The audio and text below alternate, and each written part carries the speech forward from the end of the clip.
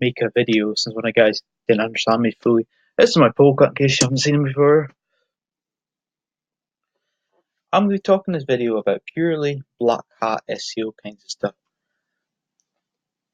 You may have heard of GSA or you may have not, but basically, to cut a long story short, it's one of the most common black hat SEO methods in the world. The people behind it, I'll be fair, are really smart and I actually enjoy chatting to them. But this is basically, if you like, a black hat SEO method. The reason for why it's black hat is it means you take things to a limit. Because you take things to a limit, it basically means that what you do is a lot faster than a normal human. Say, for example, the fastest you can do backlink today is, say, 100.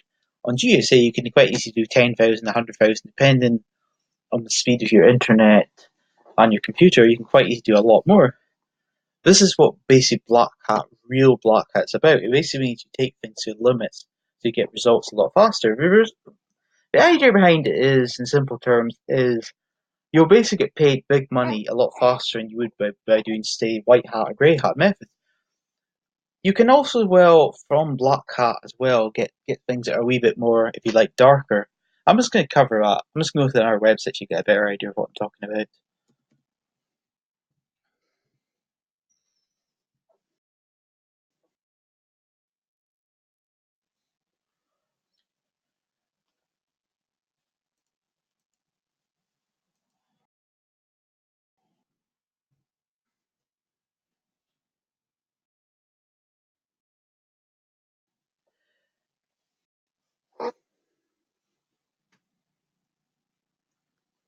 SAPE, in case you don't know, SAPE is quite a famous Russian link network. Please note, there are some links I do believe which come from basically SAPE which aren't hacked, but a lot of actually links that come from SAPE are basically hacked. The reason for why they're hacked is because if a person went to try and get a guest post off this site, a lot of people would just say to the person no. And the reason for why people hack him is in their way, if you like, an easy way for them to pay money. I don't personally agree with it, but I can understand why people do it. You also, as well, when you use SAPE links, in a lot of cases, people don't actually know you got the link, and because they don't actually know you got it, let's just say, for example, the person finds your link, and say, for our sake, your theme. The person finds your link and says, why is this group got a link going to their site? And to be perfectly honest with you, if people find out you've hacked their site and they got a link from it, and can prove it. The whole idea a lot of people believe is, oh, I'm in another country, there's nothing I can do, I'm safe. That's not always the case. There's been quite a few different cases, and people live in other countries, and people just got so angry over something and he brought it to justice. It is a bit more complicated in the sense the person has to basically go through your country's legal system. But in fairness, if a person knows how to speak to politicians right and says, "Hey, can I get this person brought to our jail to answer for his crimes or her?" then in fairness they can do it if they're keen enough. It will take money, it will take resources, but if someone's keen enough to sue you for something, they will make it happen one way or another, as long as they can prove you broke a law or that kind of stuff. And you also find as well, in case you don't know, say for instance you buy off some guy, just for argument's sake, just call him Rick. Say you bought 10 links of Rick. 10 of the links you got from him were hacked. Anyway, you get a message from a lawyer or someone saying, I'm going to sue you or we're taking legal action against you. You can then say, Rick, hey, these guys are saying that I've done something wrong down to your links.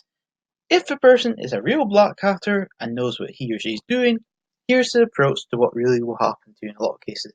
The person will generally delete his or her website records, or delete your PayPal, and it'll basically disappear off the face of the earth. Unless you have good online knowledge or you're good at finding people, the idea of you being able to track down who actually sold you the links is more than possible. So then what happens next is you then say, hey, I've got this guy who I bought links off, and the guy's like, so hey, can you provide any proof to support your claim? And what actually happens then is all you can provide is a PayPal, which doesn't exist anymore. And it's like, why doesn't this PayPal exist? I mean, not to be cheeky, but if you don't have some kind of PayPal proof to say that, there's very little claim, and the person will likely as well. If you bought a site, you can delete your account. So I mean, you got probably SAPE. I mean, I'll be honest, I don't know what SAPE would do. SAPE may help you himself or network, or they might just ignore you. But even if they do help you, there's no guarantee they can trace the person, because if someone's actually good at SEO and good at hiding, they could have, for example, gone onto Safe Network from the deep web, meaning it's more or less impossible to track down the person. And even if they did track the person, let's just say, for example, a person done a job in the library. Say, for our sake, in the library, there's, say, a total of 2,000 people go there every day. 2,000 people, say 1,000 males, 1,000 females. How are you going to possibly track down someone who may, say, only go once a month, who may not even have a membership? I mean, even if you find some way to get the library to do some check for you of who the person is, within reason to the library, there's no guarantee they'll even be able to track who done it or who didn't. A lot of libraries have a very relaxed environment. Because of a very relaxed environment, that means they don't really care too much what you do. As long as you're not being annoying or being cheeky to people, they'll be quite happy if you just simply do whatever you want, whether you want to go on websites, whether you want to go on YouTube or whatever. Most libraries, in my experience, are relaxed, and the people working, in my experience, are normally really nice and quite caring. So in general, it's highly unlikely, even if you found out where the library was and somehow got them to say all the people, that they'd be able to trace it. Because I mean, it's quite easy. If a person is a real black hat, for him or her to basically make a fake ID and even use that, and if they got a fake ID as well, how can you track it? And even if you tried to go on the police route, how can you possibly work out which person's which? Because I mean, say for instance, taking the computers every day, there's say 20 different people every day of the week. Assuming the 20 different people have different DNAs and are different families, that kind of stuff, you're going to have a very hard job working out which person's which. And to be honest, if it did go to that kind of level, unless you're really well connected or you know people in the police or that kind of stuff, the likelihood of you getting anywhere is basically zero. And this is the reason I wouldn't touch SAPE at all. I know people who've had very bad experiences from it. I knew about someone who did actually get sued from something regarding SAPE. I've never personally used myself, but after hearing bad stories after bad stories and knowing most of the links come from hacked places, I wouldn't touch SAPE with a barge pole. It's just, to me, not worth the risk or worth the time. Anyway, I'm going to be talking about another automated program. Sorry if I spell its name wrong, but it's just a program. I don't know why I can't remember its name sometimes. But anyway, it's called something like Monster Beast or Beast Links. I can't remember, but I'll be honest. I was one of the first people to ever use it. So I can't experience.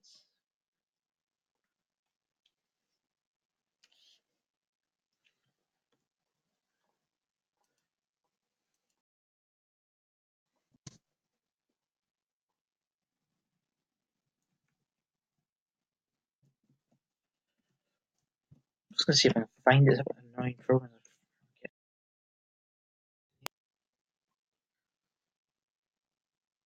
I can't find it again. Put simply, it was one of the automated software. When I first started SEO, I'd basically done loads of testing of different programs. I wanted to just see for my own sake if it works, if it doesn't.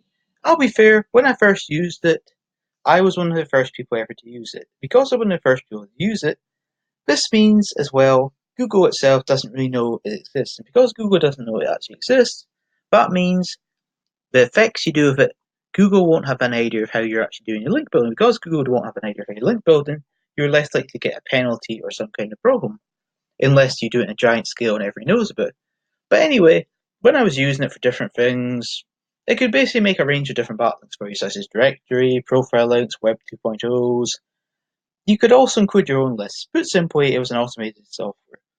I tried it in quite a big way, and to be honest, I didn't think it did me any good. It didn't really boost my rankings at all, or if it did, it was very nominal at most.